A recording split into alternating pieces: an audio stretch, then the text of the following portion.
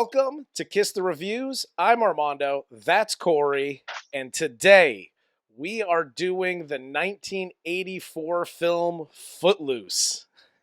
Everybody cut loose. Footloose. Yes, indeed we are doing the 1984 film Footloose. But before we get started, Corey, do we have an advertiser this week? We do. We are sponsored by Lieutenant Comrade Sergey's Occupied Dating Service. Good after evening, sensual ladies of Greater Occupied Calumet, Colorado. My name is Lieutenant Comrade Sergey. I know World War III can be a lonely place for a wild lady needing good time mans. I am here to tell you, it's you day of luck. Miss Night at Hot Disco? How about radish soup romance over single candlelight dinner? Sergey agree, which why he creates sexy time dating service. Just pick up phone and ask for Sergey. No need dial, we monitor all communication in occupied zone. Don't make hesitate when lonely lady deserve equally starving lonely mans. Hurry up fast. Sexy hair American capitalists keep killing mans faster than Sergey can replace.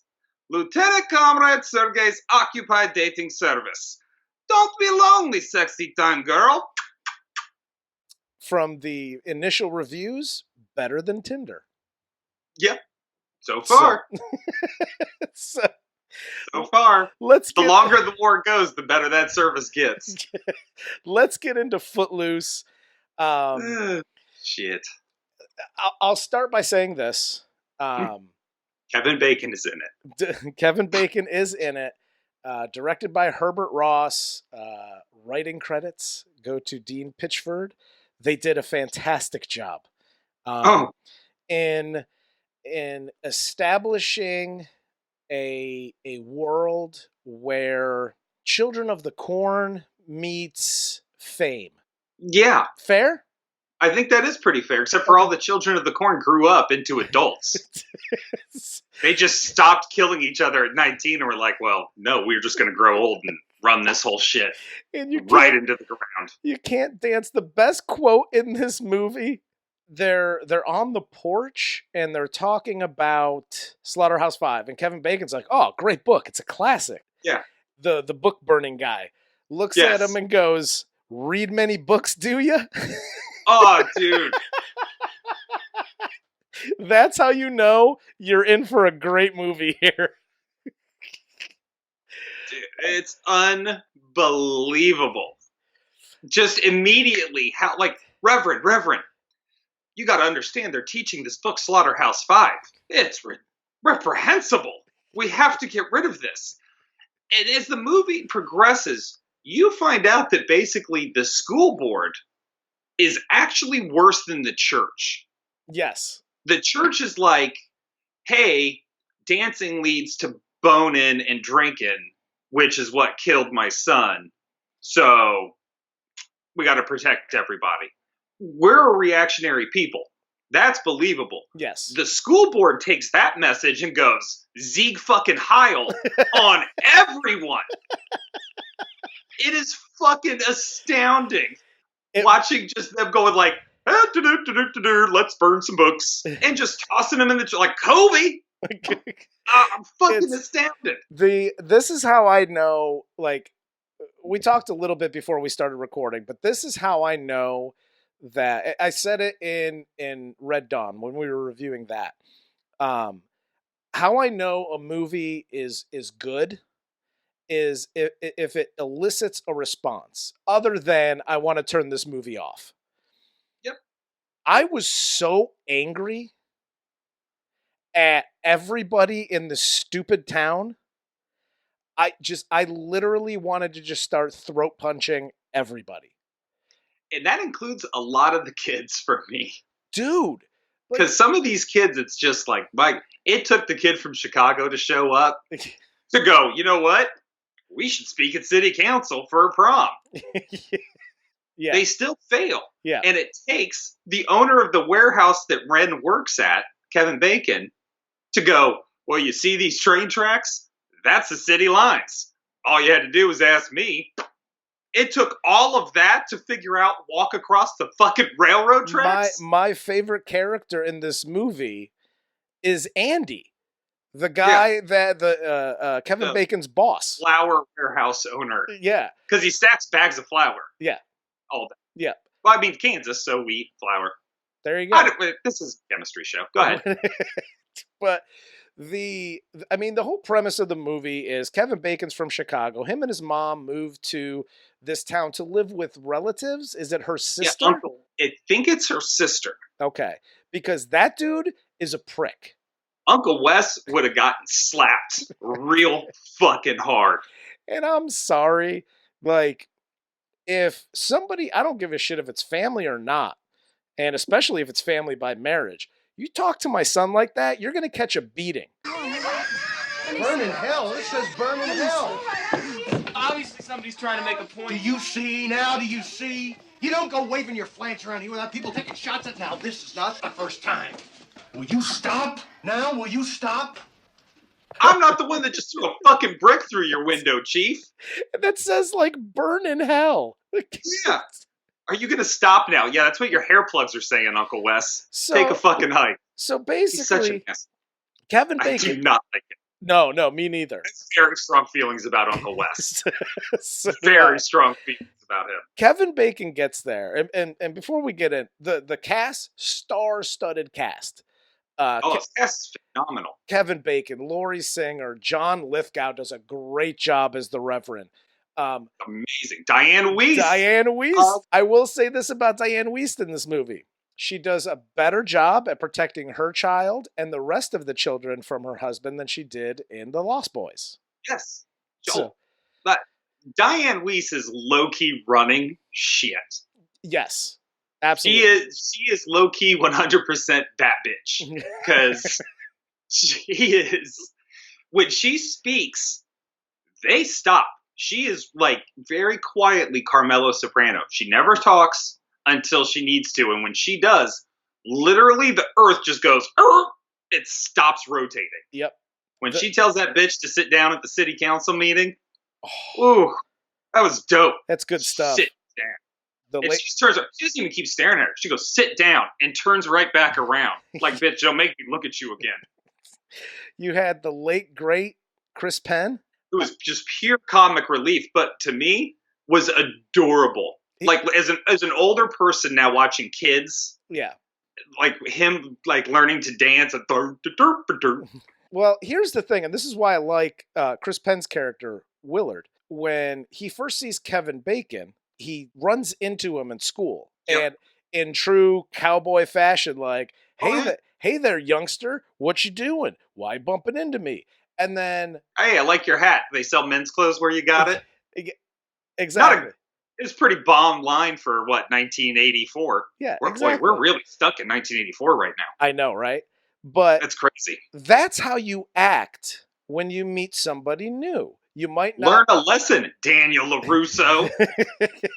You punk bitch. And Chuck and all the other guys that were literally everyone. Just total douchebags to this guy, like, big city boy coming in here trying to steal our women or whatever the hell he's doing, listening to that Quiet Riot, whatever. But they all have this like huge problem with him, and he can't do anything to overcome that. But for some reason with Chris Penn, it's like, oh, you're a smartass. That's cool. I dig you. Right. It's like you're not going to be intimidated. That was a typical high school male exchange. Yeah.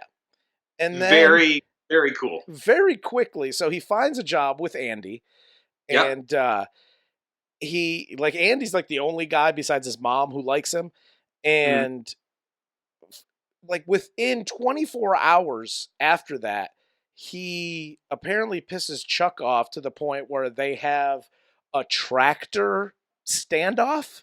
That is the longest, most boring chicken game. When they pan out for the long shot and they're like a mile apart and those things are going 4 miles an hour. And then you slam it into fourth gear. To go what, 6 miles an hour? Are you kidding me? Oh. And then Chuck's taunting him. You want to go up? You want to go down now? Ooh. Here's the thing. He can't hear you because you're still 4 miles apart. You're going 4 miles an hour at each other. In an hour, we will have the results of this chicken contest. So Kevin Bacon, Fucking believable. Kevin Bacon wins the hearts and minds of some. He by default wins because his shoelace gets stuck to the tractor and he can't jump off in this weird slow motion game of chicken. Plus, you're also led to believe that Chuck was a little bit inebriated because he was smoking the ganj before. Yes. Not he didn't have enough. He just had too much. Yes. There's a very big point of contention where you see like, oh, Chuck's going to beat the shit out of you and literally every single woman he comes across for the rest of his life. Let me just throw this in there. They should have just made Chuck an alcoholic because from what I know about the Mary Jane, makes you a little bit more subdued. Maybe you get the munchies. Yeah, you got sold some of that. What is that new shit out there that people are tweaking on? I don't know. The freaking I don't even know what the fuck it's called, but it's like that synthetic marijuana. They sprinkled some crack on whatever he had. Yeah, exactly. Chuck got the shit that makes you eat people's faces. It did not work. Like Johnny, he needed Johnny's weed from California. Exactly. Because Johnny had it down in the Karate Kid. He was leveling out. Chuck, opposite day. Yeah, and Chuck is obviously an abuser, not just verbally, but later in the movie, physically, where he beats the shit out of Laurie Singer's character in the movie. And then, like, at that point, as a viewer of the movie, are you supposed to go, oh, we're now not supposed to like Chuck? I hated Chuck the first time he fucking came into scene. Yeah, like, that's what I don't understand. It almost seems to me like it's supposed to add more to the town and her father's kind of tunnel vision. Yeah. Because she's like, she calls Kevin Bacon to meet her after Chuck just beats the shit out of her. Turns out she can wipe away most of the blood, and she only has a black eye. Yes. Because that's how beatings occur. And no adult ever says a word to her about taking just like a vicious ass kicking to the point where she's walking in with a black eye. Nobody says anything. Exactly. They have more of a problem with her bringing I don't know, disco music to the drive-in over there. Dude, okay, that scene. First off, she's got a yay big boombox, right? Everybody in the town can hear it. Literally everyone. The bitches in the bathroom are dancing. Now, I don't know how shit runs in Kansas, but most public restrooms I've been around don't have the door open. So you're in the bathroom putting on makeup with the door closed, just rocking out. Hold on. And then the music stops and the girls in the bathroom turn and go, what? They look out like they could see her dad stop the music. Dude, I'm so glad you caught that. That was the hell of a drug. That was the funniest scene of the whole movie. I was like, what are they looking at? Are you looking at the door of the bathroom? Did somebody just knock on the door? Like, will you hurry the fuck up? Some people got a shit. But unbelievable. I love the fact that this movie, like, all things, all family disputes, everything is solved through dance.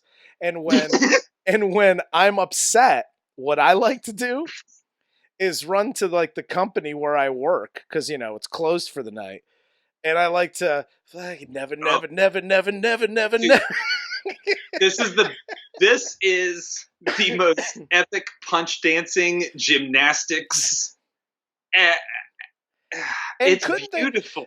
Okay, it's beautiful. It's poetry. I know. It's frustration. I know this is maybe an unpopular opinion, but I'm gonna say it. He's dude's already a little bouncy with the dancing. You had to make him a gymnast too? he's bebopping through the school and, hey, crazy, Get it? man, crazy. Hey, look, he's from Chicago.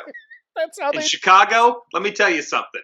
Let me tell you something about the mean streets of Chicago, bitch. We dance. We do gymnastics. And we dance. And we know karate.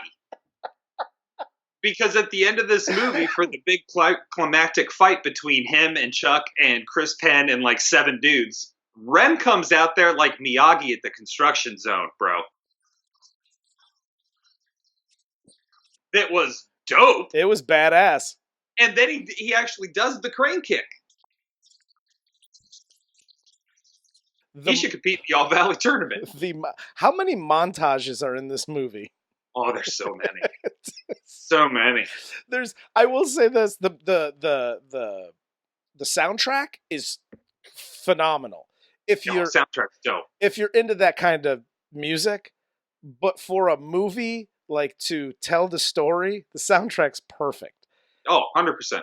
But yeah, the montages, now him teaching Chris Penn to dance, funny, because, you know, he's typical, you know, Midwest white guy, no rhythm. Sure. Okay, that's funny, great, I'll get a laugh out of that. But, you know, flash forward, this whole movie's about a fight to, you know, loosen up the purse strings, if you will, of the town. And they're going to do this by holding a senior dance. And by all accounts, there hasn't been any dancing in said town for a number of years. No, it's been quite some time. So how in the hell, at the end of this movie, when they finally get the dance together, John Lithgow allows it, you know, the word of the Lord, let them have this dance, cool. They all get together, they set it all up, everything looks great, and all of a sudden everybody knows how to dance just because Kevin Bacon says, Let's dance! There's break dancers. Yeah, everybody got a tape. It's like Napoleon Dynamite. They all got a VHS tape and just worked very hard. Yeah, that's right. That's it. That was the ridiculous part of this. Like, everybody for years had been sneaking into their room and putting a tape in the tape deck and maybe putting some headphones on and, you know, getting their dance skills together, and how they learned how to break dance, because that one kid's popping and locking like a motherfucker. Dude, for a white boy, he did his damn best. Apparently, he drove over the border to a breakdancing class, because kids got skills for a kid who hasn't been able to dance his entire life, who's 18. Yeah.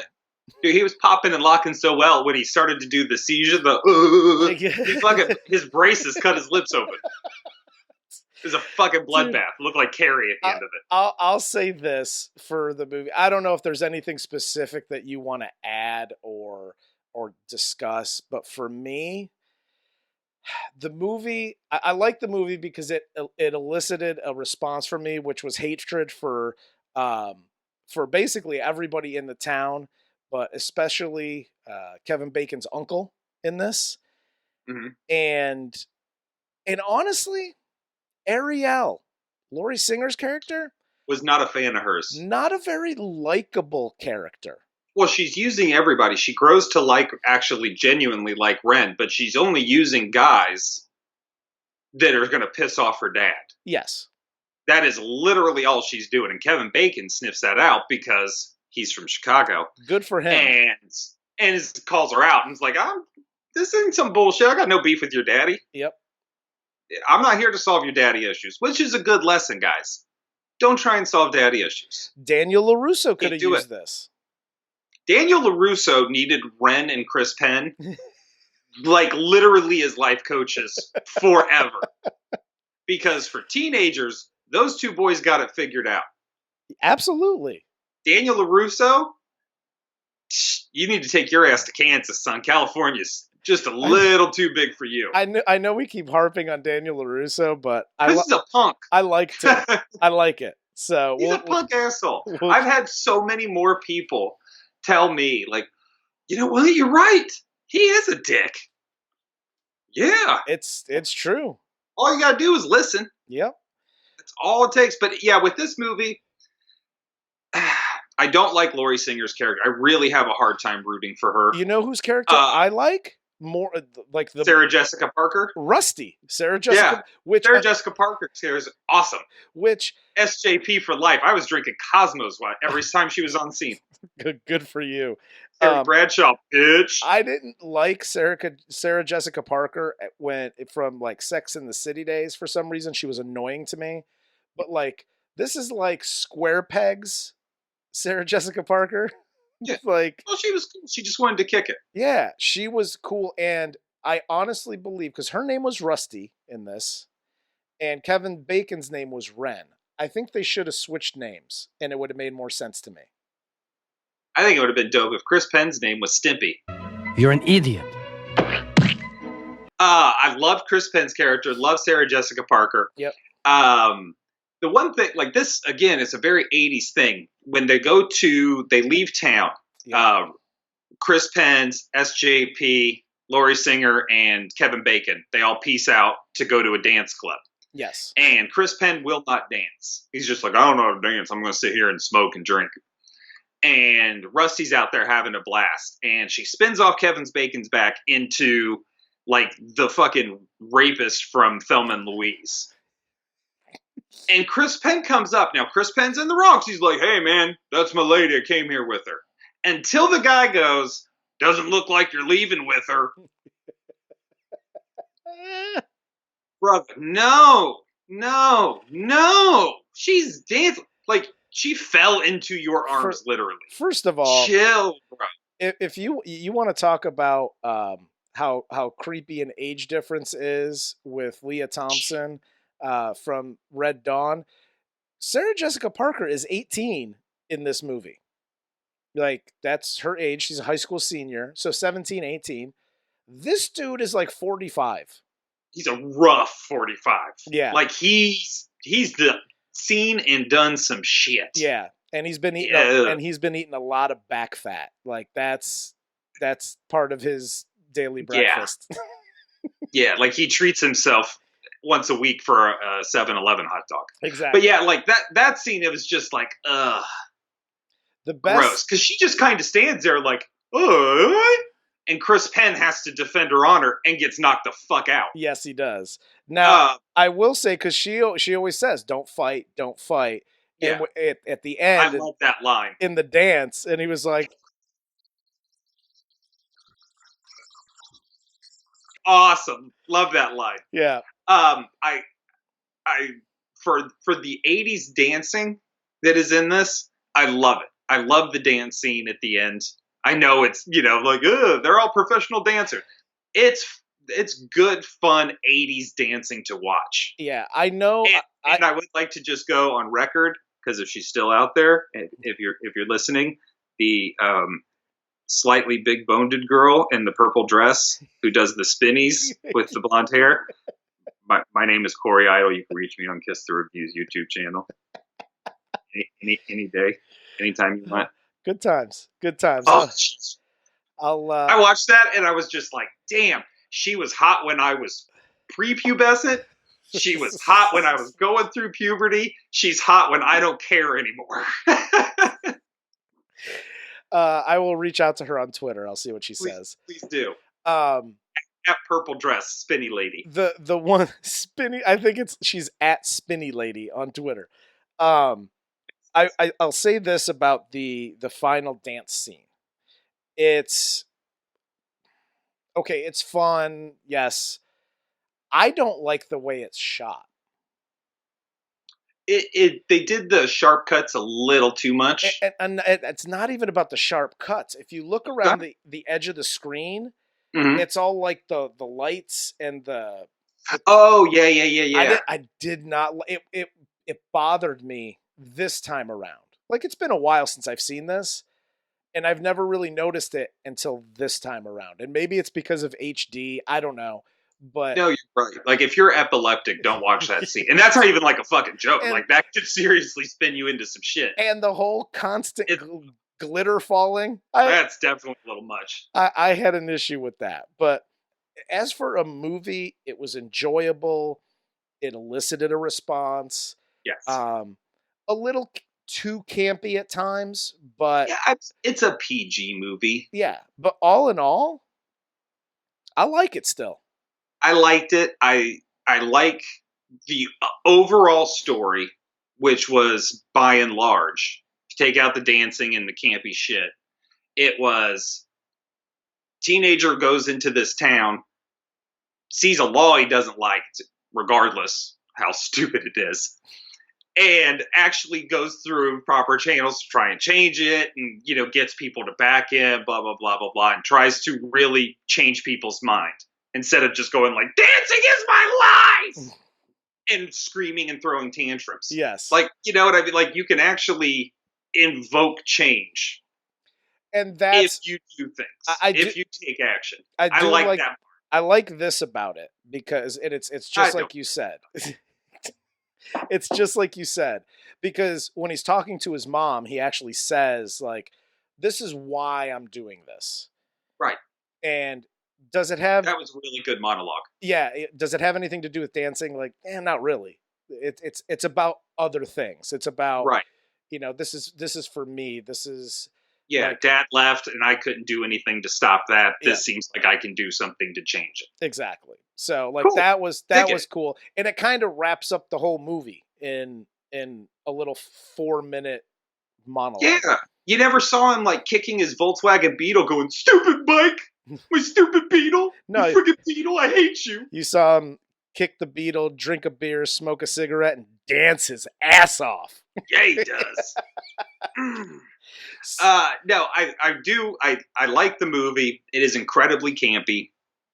I would sum it up basically by saying, like, if you were a teenager now, or somebody that wasn't around during the 80s, whatever, watch this movie, because this basically sums up what the 80s were for white people.